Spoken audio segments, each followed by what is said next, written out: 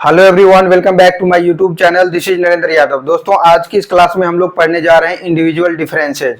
Individual differences का ये जो सीरीज है हमारा, ये पार्ट थर्ड है, पार्ट थर्ड वीडियो है। अभी तक मैं आप लोगों को पार्ट वन और पार्ट टू पढ़ा चुका हूँ। यदि आप लोग वो वीडियो नहीं देखे हैं तो वो पहले देख लीजिए, उसके बाद ये पार्ट थर्ड वाले वीडियो देखिएगा, आप लोगों को अच्छे समझ में आएगा।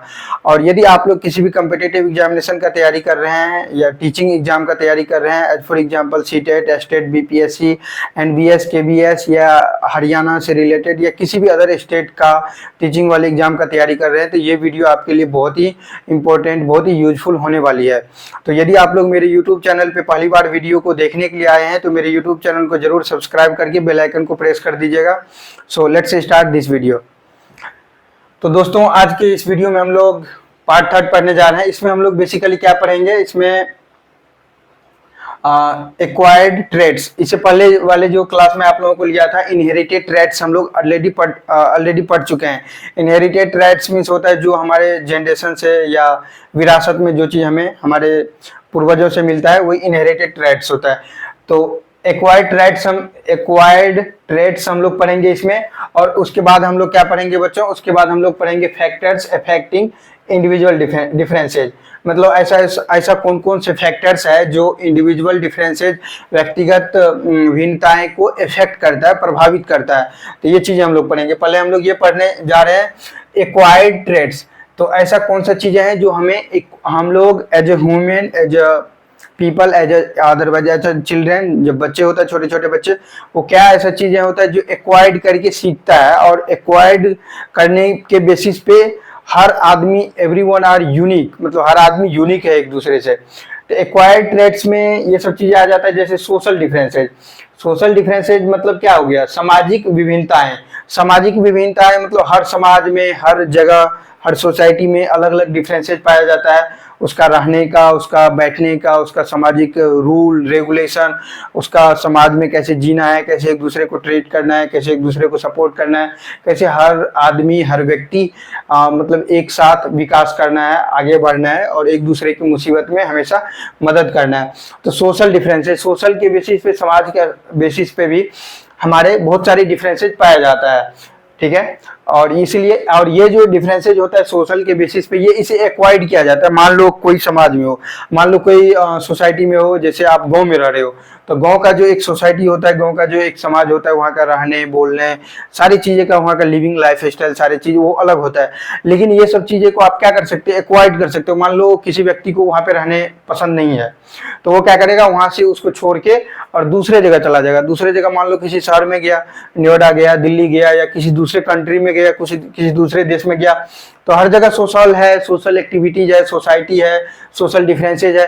तो वहां क्या करेगा बच्चों, वहां पे वो एक्वायर्ड करेगा दूसरे समाज का, दूसरे का जो वहाँ का लिविंग लाइफ स्टाइल है, सारे कुछ को वो क्या करेगा, एक्वायर्ड करेगा। तो इसी का मतलब हो गया कि हर जगह का जो सोशल डिफरेंसेज है वो अलग अलग होता है, और इसको हम लोग क्या कर सकते हैं, acquired, we can acquired this, that's why it is called differences.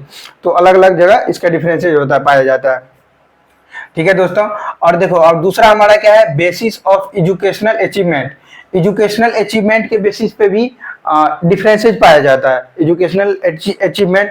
तो इससे ये तो बहुत ही आसान है। एजुकेशनल अचीवमेंट जो होता है, हम लोग जो अपने लाइफ में जो एजुकेशनल चीज़ें को, एजुकेशन से रिलेटेड शैक्षिक जो योग्यताएं हम लोग अचीव करते हैं, प्राप्त करते हैं, that is called educational achievement. तो एजुकेशनल अचीवमेंट जो हम लोग पाते हैं, ये क्या करते हैं बच्चों, एक्वायर्ड करते हैं। ये तो हमारे इनहेरिटेड नहीं होता है, ये तो बाय बर्थ, मतलब जब से हम लोग जन्म लेते हैं, ये हमारे विरासत में हमें नहीं मिलता है।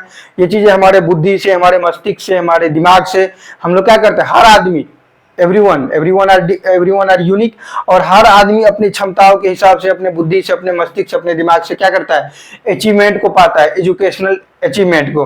कोई आदमी मान लो नहीं पढ़ पाता है, किसी को पढ़ने में मन नहीं लगता है, उसका उसमें दिमाग, मतलब उसमें फोकस नहीं होता है, पढ़ना उसे पसंद नहीं होता, यानी कि उसका जो मेंटल एबिलिटी है, वो चीज उसको एक्वायर्ड करने के लिए, एजुकेशन से रिलेटेड चीजें को, अचीवमेंट को एक्वायर्ड करने के लिए वो ज़्यादा कंफर्टेबल नहीं है, मतलब इसलिए वो उसको नहीं पाता है। और बहुत सारे आदमी क्या करता है, बहुत आदमी जैसे 10th पास हो गया, 12th पास हो गया, ग्रेजुएट हो गया, या हायर एजुकेशन के लिए कहीं दूसरे कंट्री चला गया, अमेरिका चला गया, लंदन चला गया, फ्रांस चला गया, अलग अलग जगह को और अलग अलग तरीके से बेस्ट लेवल का एजुकेशनल अचीवमेंट को वो क्या किया, मतलब अचीव किया, एजुकेशनल चीज़ें को अचीव किया, प्राप्त किया। तो वो क्या हो जाता है बच्चों, ये इसी चीज़ को हम लोग क्या करते हैं, एक्वाइड करते हैं हम लोग, खुद अपने एफर्ट लगा के, मेहनत से, अपने हार्ड वर्क से इसको अचीवमेंट को हम लोग पाते हैं। हमें जन्म से या बाय बर्थ हमें नहीं मिलता है, नेचर के द्वारा भी हमें नहीं मिलता, ये हम लोग खुद से पाते हैं। ठीक है बच्चों, अपने योग्यता, अपने एबिलिटी को यूज करके। अब हमारा तीसरा क्या हो जाता है बच्चों, इमोशनल। हमारा जो इमोशनल एबिलिटी होता है, इमोशनल जो हमारा चीज़ें होता है, इमोशंस के बेसिस पे हम लोग जो भी चीज़ करते हैं, फैसला लेते हैं या कुछ भी करते हैं, हम लोग डील करते हैं, सिचुएशन को हैंडल करते हैं इमोशंस के बेसिस पे। ये भी चीज़ें हमारा क्या है बच्चों, एक्वायर्ड है। हम लोग अपने इमोशंस को क्या करते हैं, धीरे धीरे एक्वायर्ड करते हैं। इमोशनली कोई भी आदमी देखते होंगे आप लोग, इमोशनली कोई भी आदमी क्या होता है, बहुत ही स्ट्रांग होता है। इमोशंस के बेसिस पे वो अच्छे से फैसला लेता है, अच्छे से जज करता है, और इमोशनल वो ब्रेक डाउन नहीं होता है, इमोशनली बहुत ही पावरफुल, बहुत ही स्ट्रांग होता है।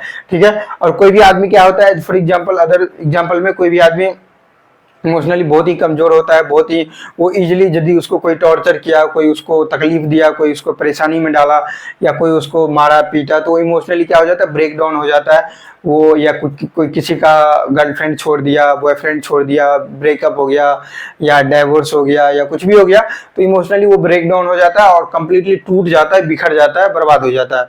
और कोई ऐसा आदमी होता है जो इमोशनली स्ट्रॉन्ग रहता है, वो इस चीज़ें को अच्छे से भली भांति हैंडल करता है, अच्छे से वो अपनी लाइफ को कंट्रोल करता है, सारी चीज़ों को, और फिर अपने लाइफ में, जिंदगी में आगे बढ़ने का कोशिश करता है और बढ़ भी जाता है।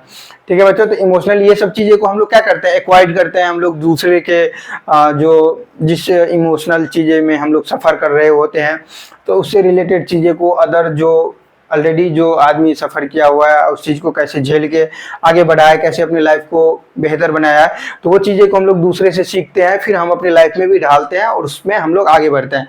Is that clear?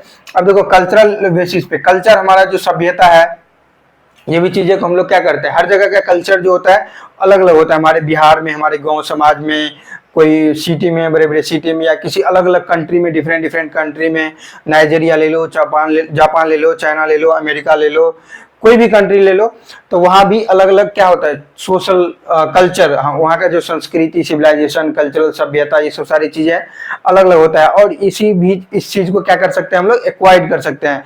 मान लो मैं इंडिया में रह रहा हूँ, मैं दिल्ली में रह रहा हूँ, मैं किसी दूसरे कंट्री चला जाऊँगा, तो वहाँ का जो कल्चर है, वहाँ का संस्कृति है, वहाँ का जो लैंग्वेज है, सारी चीज़ को एक एक करके मैं क्या करूँगा, धीरे धीरे धीरे धीरे उसके एनवायरनमेंट से सारी चीज़ें वहाँ पे रहने के बाद मैं एक्वायर करूँगा, उसे सीखूंगा। ऐसा नहीं है कि मैं जब पैदा लिया बाय बर्थ, मतलब मैं जब पैदा लिया अपने घर में या कहीं भी, तो हमें सारी चीज़ का मतलब सारी चीज़ का क्वालिटी मेरे में ऑलरेडी है, और ऑलरेडी मुझे पता है सारी चीज़ कहाँ पे क्या बोला जाता है, कहाँ क्या चीज़ किया जाता है। नहीं, मुझे नहीं पता है, सारी चीज़ें मुझे नहीं पता है। बस बेसिक जो ह्यूमन का जो नीड होता है, ह्यूमन का जो नेचर होता है, फीलिंग्स होता है, वो सब सारी चीज़ें बाय बर्थ रहता है। लेकिन बहुत सारी चीज़ें, ये सब क्या किया जाता है, एक्वायर्ड किया जाता है दूसरे के कल्चर में, दूसरे के चीज़ें में जाके, दूसरे कंट्री में जाके, दूसरे जगह जाके हम लोग इसे एक्वायर्ड करते हैं, सीखते हैं अपने हार्ड वर्क से, अपनी मेहनत से।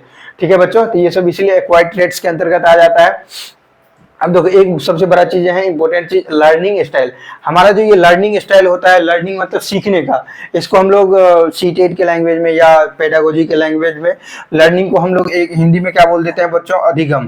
तो कितना बच्चों वहां पे कंफ्यूज हो जाता है, अधिगम।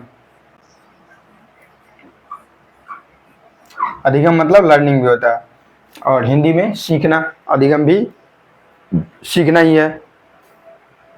Let me drink some water, then I will continue this class.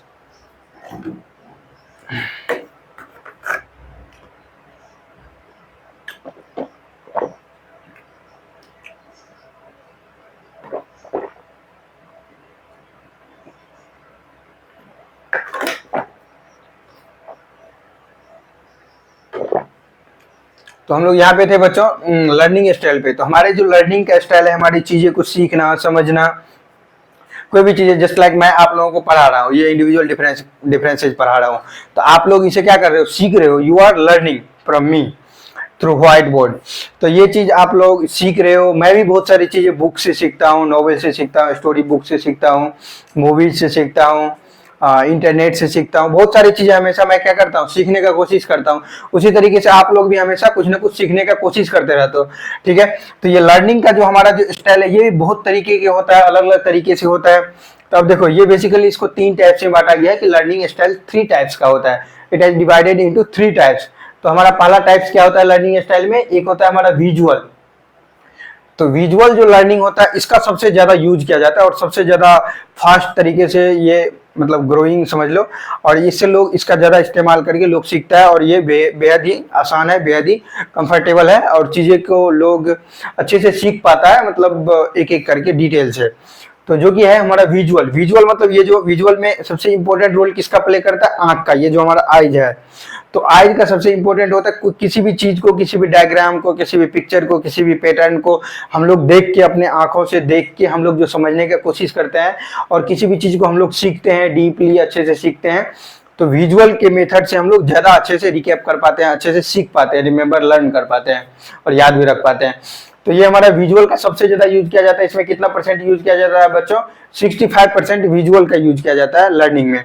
और एक दूसरा हमारा हो जाता है ऑडिटोरी। ऑडिटोरी लर्निंग स्टाइल, इसमें कितना होता है, इसमें इससे कम होता है 30%। इसका 30% यूज किया जाता है किसी भी चीज को अधिगम करने में, लर्निंग करने में, सीखने में। और ऑडिटोरी मतलब क्या हो गया, ऑडियो। ऑडियो हो गया, ऑडिटोरी मतलब ऑडियो हो गया। ऑडियो से रिलेटेड मतलब जो वॉइस से रिलेटेड चीजें हैं, जो हम लोग सुन करके, ऑडियो कोई भी आदमी बोल रहा है तो हम लोग उसको सुन करके ऑडियो फॉर्मेट में, या सुन करके जो हम लोग सीखते हैं लर्निंग हमारे मतलब सुन करके जो हम लोग सीखते हैं कोई भी चीज, तो वो हमारा ऑडिटरी फॉर्मेट हो जाता है लर्निंग स्टाइल का। और ये इसका कितना यूज किया जाता है, 30%। अब एक हमारा है बच्चों कैनेस्थेटिक।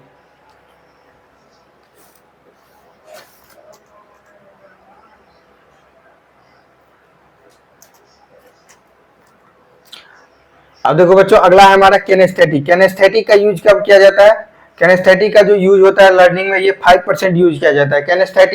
कैनेस्थेटिक का यूज बहुत ही कम किया जाता है कैनेस्थेटिक लर्निंग में। कैनेस्थेटिक मतलब हो गया कि अदर एक्टिविटी जो होता है, और मतलब विजुअल आंखों और सुनने के अलावा जो और जो एक्टिविटीज होता है और अलग तरीके से जो हम लोग सीखते हैं, तो कैनेस्थेटिक में उसका सबसे कम यूज किया जाता है। सबसे ज्यादा इसका ही यूज किया जाता है, ये कान से और ये आंख से और अदर एक्टिविटीज से भी। तो हम लोग ये लर्निंग स्टाइल है, ये सीखने का स्टाइल है। अब देखो बच्चों अब देखो अब हमारा अगला है बेस्ड ऑन लैंग्वेज। तो ये लर्निंग जो ये एक्वायर्ड, जो हम लोग कोई भी चीज को एक्वायर्ड जो ट्रेड्स करते हैं, एक्वायर्ड ट्रेड्स, ये बेस्ड ऑन लैंग्वेज। लैंग्वेज के बेसिस पे भी हम लोग बहुत सारी चीजें क्या करते हैं, सीखते हैं। और ये एक्वायर्ड लैंग्वेज जो हम लोग कोई भी जो लैंग्वेज सीखते हैं, ये हम लोग क्या करते हैं बच्चों, एक्वायर्ड करते हैं। Just like I know some language, Hindi, English, Sanskrit, Maithili. So ये सब सारे लैंग्वेज मैंने क्या किया है, एक्वायर्ड किया है। और मान लो किसी दूसरे कंट्री में मैं चला जाऊंगा, मान लो जैसे मैं फ्रांस चला जाऊंगा, ठीक है। तो फ्रांस चला जाऊंगा, तो फ्रांस तो वहां पे हिंदी तो यूज नहीं किया जाता है, इंग्लिश लोग बोलता है, लेकिन इंग्लिश भी कम लोग बोलता है। वहां पे फ्रेंच का ज्यादा यूज किया जाता है। तो वहां पे हमें रहने के लिए, वहां पे जीवन यापन करने के लिए हमें क्या करना पड़ेगा बच्चों, वहां पे हमें फ्रेंच सीखना पड़ेगा। चाइना जाऊंगा तो फिर चाइनीज सीखना पड़ेगा, जापान जाऊंगा तो जापानीज सीखना पड़ेगा। तो अलग अलग देशों में अलग अलग लैंग्वेज का यूज किया जाता है। तो वहां पे मैं क्या करूंगा, जाऊंगा तो उसे मुझे सीखना पड़ेगा। दैट मीन्स उसे मुझे एक्वायर्ड करना पड़ेगा वो लैंग्वेज, सारी चीजें एक एक करके, बेसिक से लेके एडवांस तक सारे जो स्टेप्स होता है लैंग्वेज सीखने का, वो हमें एक्वायर्ड करना पड़ेगा। हमें खुद एफर्ट लगा के, खुद मेहनत से चीजें को डिटेल से अच्छे से सीखना पड़ेगा। दैट मीन्स हम लोग उसे एक्वायर्ड करेंगे। ये हमें बाय बर्थ हमें नहीं मिलेगा, हमें ये इनहेरिटेड नहीं होता है, ठीक है बच्चों। तो ये सब सारी चीजें बहुत ही इंपॉर्टेंट है। और यही सब सारी चीजें लैंग्वेज को हम लोग जो एक्वायर्ड करते हैं, लैंग्वेज के बेस पे जो होता है इंडिविजुअल डिफरेंसेज, ये भी इंडिविजुअल डिफरेंसेज में आता है। मतलब अलग अलग आदमी अलग अलग देशों में अलग अलग लैंग्वेज का यूज करता है, बोलता है, अपने कम्युनिकेट करता है एक दूसरे से। तो इसी कारण वो लोग भी एक दूसरे से क्या होता है, भिन्न होता है, डिफरेंस होता है दोनों एक दूसरे व्यक्ति में। अब देखो अगला हमारा है इंटरेस्ट एंड एटीट्यूड। अब देखो इंटरेस्ट, किसी भी आदमी का जो इंटरेस्ट होता है, रुचि होता है, और किसी भी आदमी का जो एटीट्यूड होता है, ठीक है बच्चों। किसी भी व्यक्ति का जो एटीट्यूड होता है, एटीट्यूड मतलब क्या हो गया, एटीट्यूड मतलब हो गया जैसे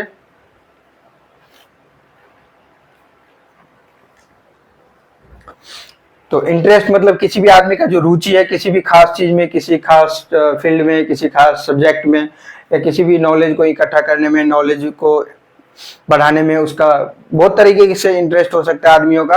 और एटीट्यूड मतलब the way you look at your life, तो ऐसा तरीका जो जिस तरीके से आप अपने लाइफ को देखते हो कि आप अपना लाइफ में क्या बनना चाहते हो, क्या करना चाहते हो। तो इंटरेस्ट और एटीट्यूड ये भी क्या किया जाता है बच्चों, एक्वायर्ड किया जाता है। आप अपने इंटरेस्ट को बढ़ा सकते हो बचपन से लेके वयस्क तक, एडोलेसेंस तक, फिर जिंदगी भर पूरे लाइफ टाइम।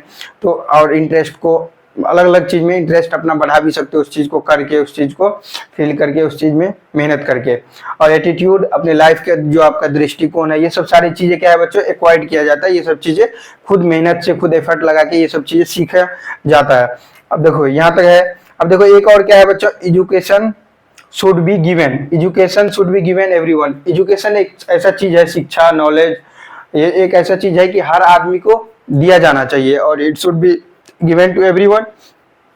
इस पे किसी एक समुदाय का, इसी पे किसी एक कम्युनिटी का, किसी एक देश का, किसी एक कल्चर का इस पे अधिकार नहीं है। इस पे पूरा एक मानव जाति का, समस्त मानव जाति का, हर व्यक्ति का, पूरा एक ह्यूमैनिटी का, पूरा इंसान का इस पे अधिकार है। So it should be given everyone. ठीक है, यहाँ तक क्लियर है, समझ में आ गया। यहाँ पे किसी एक आदमी का वर्चस्व नहीं है, हर आदमी इसे पा सकता है। ठीक है, अब देखो बच्चों हम लोग अब पढ़ने जा रहे हैं फैक्टर्स अफेक्टिंग इंडिविजुअल डिफरेंसेज। तो व्यक्तिगत जो भिन्नताएं होता है, इंडिविजुअल डिफरेंसेज जिसको हम लोग बोलते हैं, हर आदमी अलग अलग है और एवरीबॉडी आर यूनिक, मतलब हर आदमी यूनिक है, एक दूसरे से भिन्न है, अलग अलग है, हर दृष्टिकोण से बहुत सारे तरीके से भिन्न है। तो इसमें क्या ऐसा कौन कौन सा फैक्टर्स होता है जो इसको इफेक्ट करता है इंडिविजुअल डिफरेंस को। तो यहाँ पे बहुत सारी चीजें हैं जो इसे इफेक्ट करता है। जस्ट लाइक यहाँ पे देखो, एक एक करके हम लोग जानने जा रहे हैं, समझने जा रहे हैं। हेरिडिटी। हेरिडिटी मतलब क्या हो जाएगा बच्चों, हेरिडिटी मतलब क्या हो जाएगा, अनुवांशिक या विरासत भी बोल सकते हो। इनहेरिटेड मतलब विरासत होता है, अनुवांशिक या विरासत में जो हम लोगों को मिलता है, विरासत या अनुवांशिक।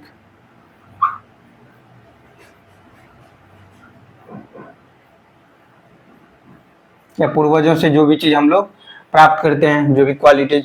तो हेरिडिटी जो हमारा होता है, अनुवांशिक, विरासत, या कुछ भी चीज़ हम लोग अपने पूर्वजों से, बाप दादाओं से, परदादाओं से, या अपने एंसेस्टर्स से जो भी चीज़ें हम लोग पाते हैं, गेट करते हैं, हम लोग जो भी चीज़ प्राप्त करते हैं, ये सब सारी चीज़ क्या करता है बच्चों, इंडिविजुअल डिफरेंस को इफेक्ट करने का काम करता है, उसको प्रभावित करने का काम करता है।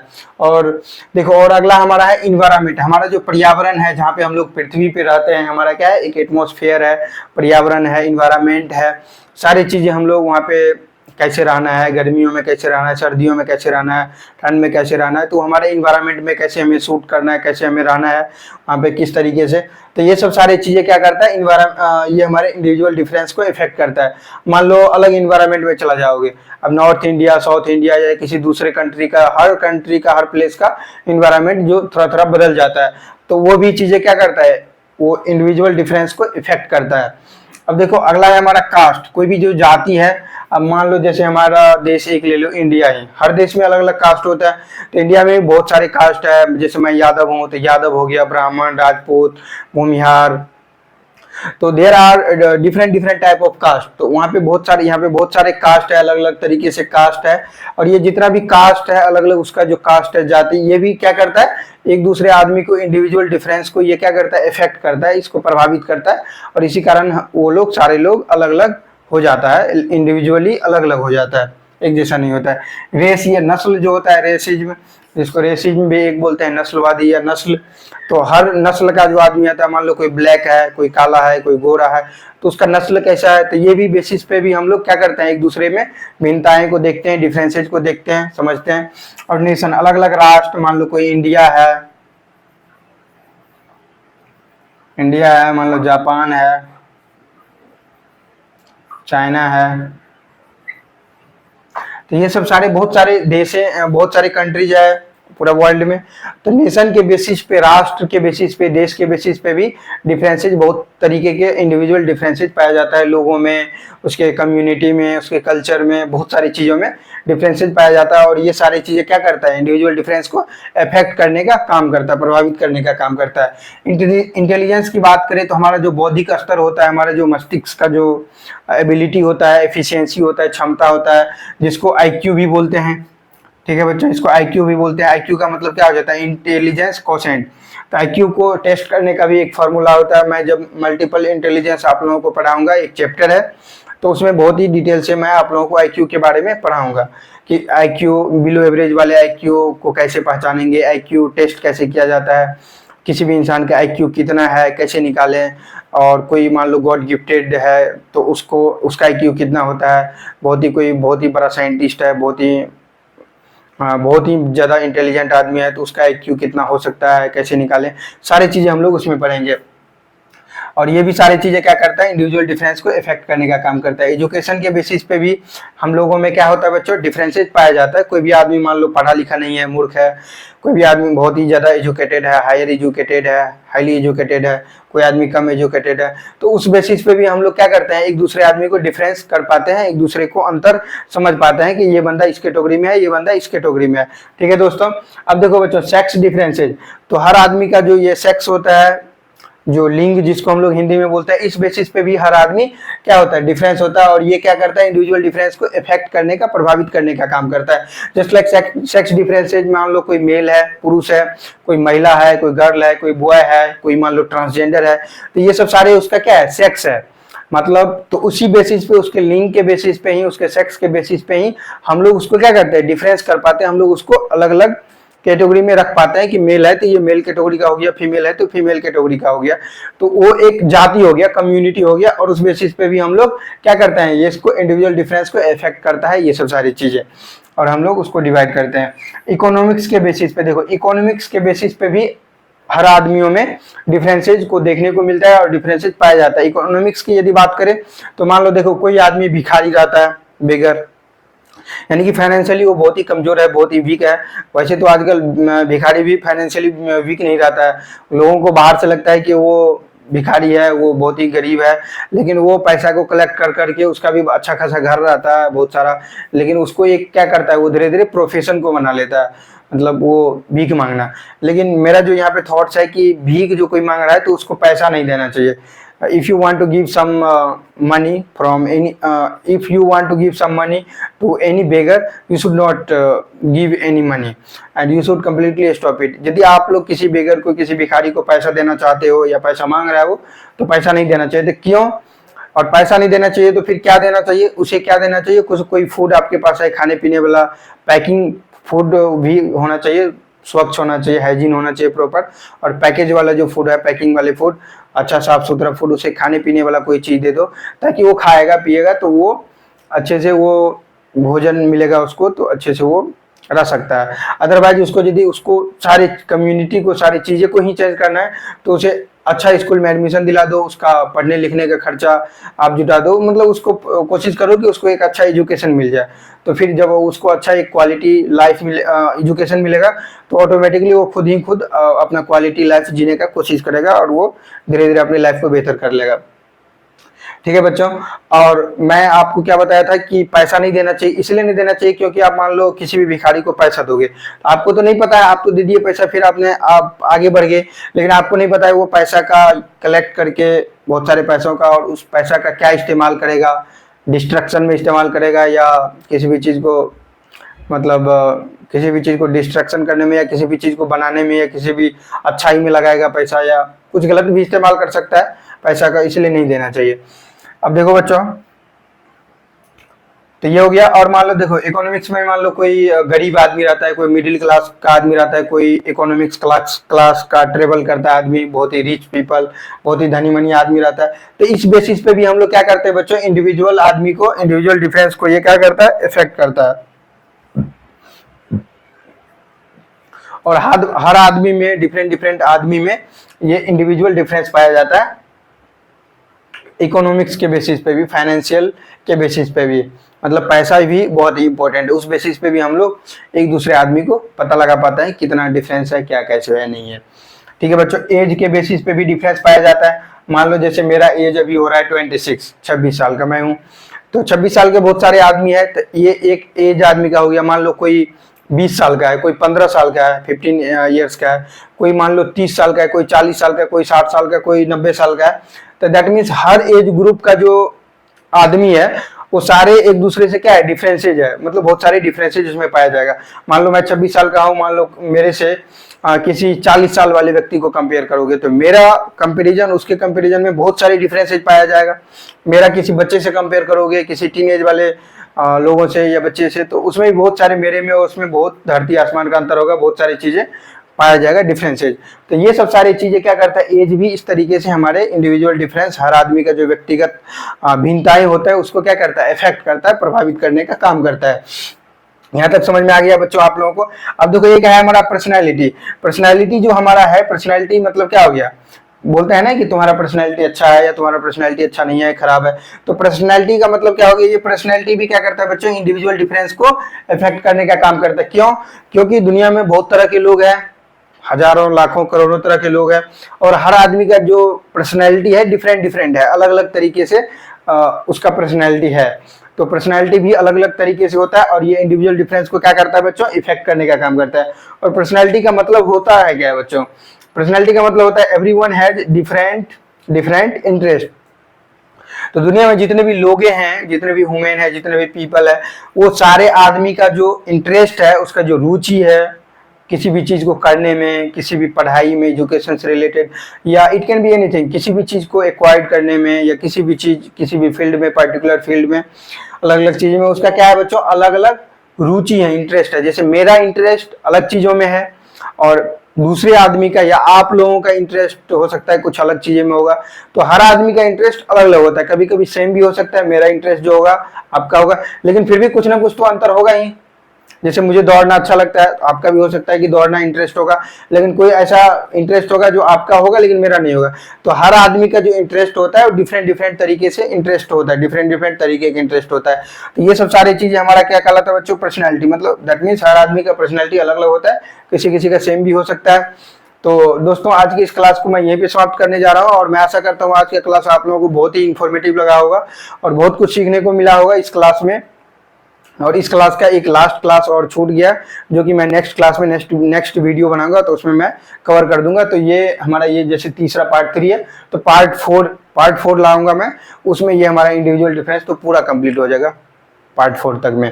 और फिर मैं क्वेश्चंस भी करा दूंगा, और मैं PYQ भी कराऊंगा सारे। ये चैनल पे मैं आपको ये टीचिंग एग्जाम से ही रिलेटेड सारी वीडियो आपको देखने को मिलेगा, कुछ अलग थलग या कुछ अलग वीडियो देखने को नहीं मिलेगा।